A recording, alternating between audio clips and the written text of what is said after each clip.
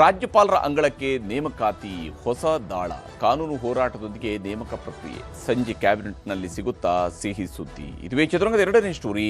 Governor ಅಂಗಳಕ್ಕೆ ನೇಮಕಾತಿ.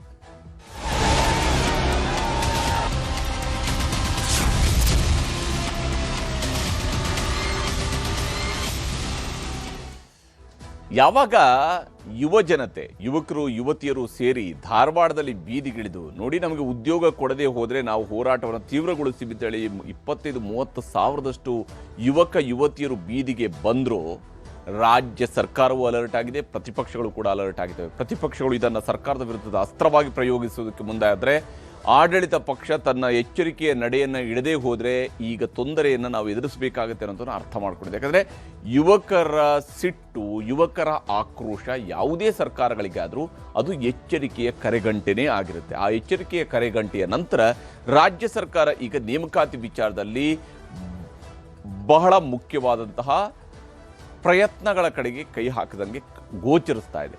ಬಿಜೆಪಿಯ ಉದ್ಯೋಗ ನೇಮಕಾತಿ ಅಸ್ತ್ರಕ್ಕೆ ಕಾಂಗ್ರೆಸ್ನವರು ಒಂದು ಪ್ರತ್ಯಸ್ತ್ರವನ್ನು ಕೂಡ ಹೂಡೋದಿಕ್ಕೆ ಮುಂದಾಗಿದ್ದಾರೆ.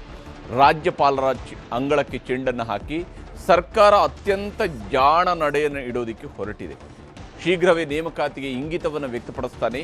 ಸಂಜೆಯೇ ಅಂತಿಮ ತೀರ್ಮಾನಕ್ಕೆ ಸರ್ಕಾರ ಬರುವಂತಹ ಸಾಧ್ಯತೆಯೂ ಕೂಡ ಇದೆ. ಇದೇ ಸಂದರ್ಭದಲ್ಲೇ ಇವತ್ತು ಕಾಂಗ್ರೆಸ್ನ ಸರ್ಕಾರದ ಸಚಿವರುಗಳು, ವಿಶೇಷವಾಗಿ ದಲಿತ ಸಮುದಾಯದ ಸಚಿವರುಗಳು ಇವತ್ತು ರಾಜ್ಯಪಾಲರನ್ನು ಭೇಟಿಯಾಗಿದ್ದಾರೆ. ರಾಜ್ಯಪಾಲರನ್ನು ಭೇಟಿಯಾಗಿ ಒಳ ಮೀಸಲಾತಿಯ ವಿಚಾರವನ್ನು ಪ್ರಸ್ತಾಪ ಮಾಡಿ ಬಂದಿದ್ದಾರೆ. ಇಲ್ಲಿ ಯಾವ ಕಾರಣಕ್ಕಾಗಿದು ಅನ್ನುವಂಥ ನಾವು ಗಮನಿಸಬೇಕು. ಜೆನ್ಜಿ ಪ್ರಹಾರ ಈ ಬಜೆಟ್ನಲ್ಲಿ ಪರಿಹಾರವನ್ನು ತಂದುಕೊಡುತ್ತಾ ಅನ್ನುವಂತಹ ಅನುಮಾನ ಅಥವಾ ಕುತೂಹಲ ಅಥವಾ ನಿರೀಕ್ಷೆ ಇವುಗಳೆಲ್ಲ ಇದ್ದೇ ಇದ್ದಾವೆ.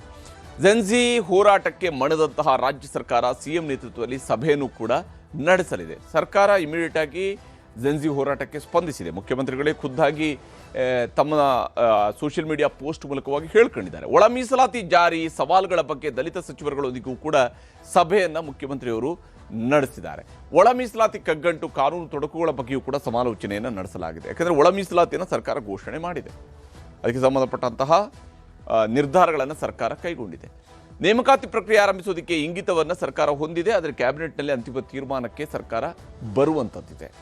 ಈ ತೀರ್ಮಾನಕ್ಕೆ ಬರೋದಕ್ಕೆ ಮುಂಚಿತವಾಗಿಯೇ ಬಜೆಟ್ನಲ್ಲಿನೇ ನೇಮಕಾತಿ ಅಂಶಗಳನ್ನು ಸೇರಿಸಿ ಘೋಷಿಸುವ ಬಗ್ಗೆಯೂ ಕೂಡ ಚರ್ಚೆಗಳು ನಡೆದಿದ್ದಾವೆ. ಬಜೆಟ್ನಲ್ಲೇ ಸೇರಿಸ್ಬಿಡೋದು, ಹಾಗಾಗಿ ಯುವಕರಿಗೆ ಒಂದು ಭರವಸೆಯನ್ನು ಕೊಟ್ಟುಬಿಡೋದು. ನೋಡಿ, ನಾವು ಬಜೆಟ್ನಲ್ಲಿ ಹೇಳಿಬಿಟ್ಟಿದ್ದೀವಿ, ಪ್ರಕ್ರಿಯೆ ಶುರು ಮಾಡ್ತೀವಿ ಅಂತ ಹೇಳ್ಕೊಂಡು ಟೇಕ್ಸ್ ಇಟ್ಸ್ ಓನ್ ಟೈಮ್. ಆಮೇಲೆ ಅದಕ್ಕೆ ಅದರದೇ ಆದಂಥ ಕಾಲ ಹಿಡ್ಕೊಳ್ಳುತ್ತೆ. ರಾಜ್ಯಪಾಲರ ಭೇಟಿ ಮಾಡಿ ಬಿಲ್ಗೆ ಅಂಕಿತ ಹಾಕುವಂತೆ ನಿಯೋಗದಿಂದ ಮನವಿ ಸಲ್ಲಿಕೆಯಾಗಿದೆ. ಒಳ ಮೀಸಲಾತಿಗೆ ಸಂಬಂಧಪಟ್ಟಂತಹ ಬಿಲ್ಗೆ ಅಂಕಿತ ಹಾಕಬೇಕು. ಕೋರ್ಟ್ನಲ್ಲಿರುವ ಒಳ ಮೀಸಲಾತಿ ವಿಚಾರಕ್ಕೆ ಕಾನೂನು ಮೂಲಕ ಪರಿಹಾರವನ್ನು ಹುಡುಕಿಕೊಳ್ಬೇಕು. ಯಾಕಂದರೆ ಒಳ ಮೀಸಲಾತಿಯನ್ನು ಹಂಚಿಕೆ ಮಾಡಿದ್ದು ಸರ್ಕಾರಿ ಮಟ್ಟದಲ್ಲಿ ಆದೇಶ ಹೊರಡಿಸಿದಷ್ಟು ಸುಲಭ ಇಲ್ಲ. ಇದು ಜಾರಿ ಆಗಬೇಕು ಅಂತಿದ್ರೆ ಕೋರ್ಟ್ನಲ್ಲೂ ಕೂಡ ಇದು ಇತ್ಯರ್ಥ ಆಗಬೇಕಾಗತ್ತೆ. ನೇಮಕಾತಿ ಪ್ರಕ್ರಿಯೆ ಶುರು ಮಾಡುವಂಥದ್ದು, ಹಂತ ಹಂತವಾಗಿ ಭರ್ತಿ ಮಾಡುವಂಥದ್ದು, ಈ ವಿಚಾರಗಳಲ್ಲಿ ಸರ್ಕಾರ ತನ್ನ ತೀರ್ಮಾನಗಳನ್ನು ನಿರ್ದಿಷ್ಟವಾಗಿ ತೆಗೆದುಕೊಂಡ ಹೊರತಾಗಿಯೂ ಕೂಡ ಕಾನೂನಾತ್ಮಕವಾಗಿ ಅದನ್ನು ನೋಡಬೇಕಾಗತ್ತೆ. ಅದು ಕಾನೂನಿನ ಸ್ಕ್ರೂಟಿನಿಗೆ ಒಳಗಾಗತ್ತೆ. ಈಗ ಒಳ ಮೀಸಲಾತಿ ಇಲ್ಲಿ ಅನುಷ್ಠಾನ ಆಗದ ಹೊರತು ಹೊಸ ನೇಮಕಾತಿ ಕರ್ನಾಟಕದಲ್ಲಿ ಆಗಲ್ಲ ಅನ್ನೋದು ಶತಸಿದ್ಧ ಇದೆ. ಹೀಗಾಗಿನೇ ಒಳ ಮೀಸಲಾತಿಗೆ ಅಂಕಿತ ಹಾಕುವಂತೆ ರಾಜ್ಯಪಾಲರ ಮೇಲೆ ಒತ್ತಡ ಹೇರುವ ಪ್ರಯತ್ನವನ್ನು ಕಾಂಗ್ರೆಸ್ನ ದಲಿತ ಸಚಿವರುಗಳು, ದಲಿತ ಸಮುದಾಯದ ಸಚಿವರುಗಳು ಹೋಗಿ ರಾಜ್ಯಪಾಲರನ್ನ ಭೇಟಿಯಾಗಿ ಚರ್ಚೆ ನಡೆಸಿದ್ದಾರೆ. ರಾಜ್ಯಪಾಲರನ್ನ ಭೇಟಿ ಮಾಡಿದಂತಹ ಅಹಿಂದ ಸಚಿವರುಗಳ ನಿಯೋಗ ಇವರು ಹೋಗಿ ಸಿಎಂ ನೇತೃತ್ವದ ಸಭೆಯಲ್ಲಿ ರಾಜ್ಯಪಾಲರ ಮೇಲೆ ಒತ್ತಡ ಹೇರುವಂತಹ ತಂತ್ರಗಾರಿಕೆಯನ್ನು ಮಾಡಿದ್ದಾರೆ. ಒಳ ಮೀಸಲಾತಿ ಕಾರಣಕ್ಕೆ ನೇಮಕಾತಿಗೆ ಹಿನ್ನಡೆ ಆಗ್ತಾ ಇದೆ, ಹೀಗಾಗಿ ನೀವು ಅದಕ್ಕೆ ಸಹಿ ಹಾಕಬೇಕು ಅನ್ನುವಂಥದ್ದು ಇವರ ಮನವಿ. ಒಮ್ಮೆ ರಾಜ್ಯಪಾಲರು ಸಹಿ ಹಾಕಿದ್ದು ಅಂತ ಹೇಳಿದರೆ ಅದು ಕಾನೂನಿನ ರೂಪವನ್ನು ಪಡ್ಕೊಳ್ಳುತ್ತೆ. ರಾಜ್ಯಪಾಲರು ಸಹಿ ಮಾಡದೇ ಇದ್ದರೆ ಅದನ್ನೇ ದೊಡ್ಡ ಅಸ್ತ್ರ ಮಾಡ್ಕೊಳ್ಳೋದಕ್ಕೂ ಕೂಡ ಈಗ ಕಾಂಗ್ರೆಸ್ನವರು ನಿರ್ಧರಿಸಿದ್ದಾರೆ. ಹೀಗಾಗಿ ಇಡೀ ಬಾಣವನ್ನು ಯಾವ ಕಡೆಗೆ ಪ್ರಯೋಗಿಸಬೇಕು ಅಂತೇಳಿ ಯೋಚನೆ ಮಾಡ್ತಾ ಇದ್ರು ಕಾಂಗ್ರೆಸ್ನವರು. ಏಕಾಏಕಿ ತಮ್ಮ ಮೇಲೇ ಬಾಣ ಪ್ರಯೋಗ ಮಾಡ್ತಾ ಇದ್ದಾಗ ಅದರಲ್ಲೇ ಒಂದು ಬಾಣವನ್ನು ಹೆಕ್ಕಿ ಬೇರೆ ಯಾರ ಮೇಲೆ ಬಿಡೋದು ಅಂತ ಈಗ ಅವರು ರಾಜ್ಯಪಾಲರ ಅಂಗಳಕ್ಕೆ ಹೋಗಿ ಅದನ್ನು ಬಿಟ್ಟು ಬಂದಿದ್ದಾರೆ. ಈ ಸಂದರ್ಭದಲ್ಲಿ ಮೋದಿ ಹಾಗೂ ರಾಜ್ಯಪಾಲರಿಗೆ ಬಿಜೆಪಿಯವರು ಕೂಡ ಪತ್ರವನ್ನು ಬರೆದಿದ್ದಾರೆ. ನೇಮಕಾತಿ ವಿಚಾರವಾಗಿ ಪ್ರಧಾನಿ ಮೋದಿ ರಾಜ್ಯಪಾಲರ ಮಧ್ಯಪ್ರವೇಶಕ್ಕೆ ಬಿಜೆಪಿಯವರು ಕೂಡ ಆಗ್ರಹಿಸ್ತಾ ಇದ್ದಾರೆ. ಪ್ರಧಾನಿ ಮೋದಿ ರಾಜ್ಯಪಾಲರಿಗೆ ಪತ್ರ ಬರೆದ ಬಿಜೆಪಿ ಶಾಸಕ ಅರವಿಂದ ಬೆಲ್ಲದ ಅವರು ಮನವಿಯನ್ನು ಮಾಡಿಕೊಂಡಿದ್ದಾರೆ.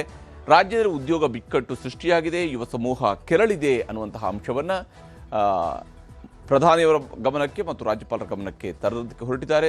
ಕಾಂಗ್ರೆಸ್ ಸರ್ಕಾರದ ವಿಫಲ ಆಡಳಿತದಿಂದ ನೇಮಕಾತಿಗಳನ್ನು ಮಾಡಿಕೊಳ್ತಾ ಇಲ್ಲ ಅಂತ ಹೇಳಿ ಸರ್ಕಾರದ ವಿರುದ್ಧ ಆಕ್ರೋಶ ವ್ಯಕ್ತಪಡಿಸಿದ್ದಾರೆ. ರಾಜ್ಯದಲ್ಲಿ ಪರಿಸ್ಥಿತಿ ಗಂಭೀರವಾಗಿದೆ, ಮಧ್ಯಪ್ರವೇಶ ಮಾಡಬೇಕು ಅನ್ನುವಂತಹ ಮನವಿಯನ್ನು ಅರವಿಂದ್ ಬೆಲ್ಲದವರು ಮಾಡಿದ್ದಾರೆ. ಯಾಕಂದರೆ ಅವರ ಕ್ಷೇತ್ರದಲ್ಲಿ ಹೋರಾಟ ನಡೆದಿತ್ತು, ಧಾರವಾಡದಲ್ಲಿ ಹೋರಾಟ ನಡೆದಿತ್ತು. ಹೀಗಾಗಿ ಅವರು ಇಂಥದ್ದೊಂದು ಪತ್ರವನ್ನು ಬರೆದಿದ್ದಾರೆ.